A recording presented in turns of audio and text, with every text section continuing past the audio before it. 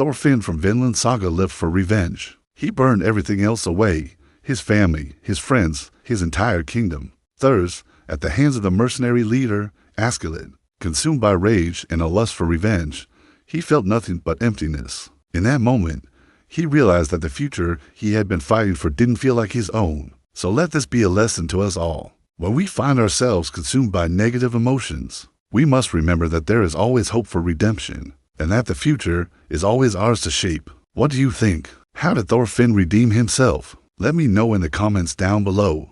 It was a future without his father, without his friends, without live, and without any purpose. For the first time in his life, Thorfinn felt truly alone. Young Thorfinn joined forces with Leif Erikson and the band of explorers, sailing to Vinland in the New World. However, his true purpose was to hone his skills as a warrior so he could one day face off against Askeladd and avenge his father's death. But what happens when the man you hate most dies? He pushed away those who cared about him, including the love of his life, Liv, because he had convinced himself that there was no point in living for anything other than vengeance.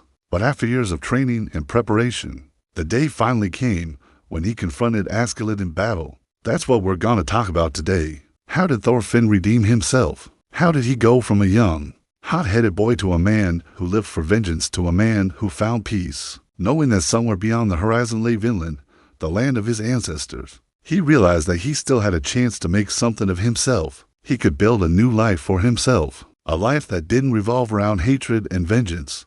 Thorfinn's journey from a young boy to a man who lived for revenge to a man who found peace is a powerful reminder that no matter how consumed we become with our anger and hatred, it's never too late to change.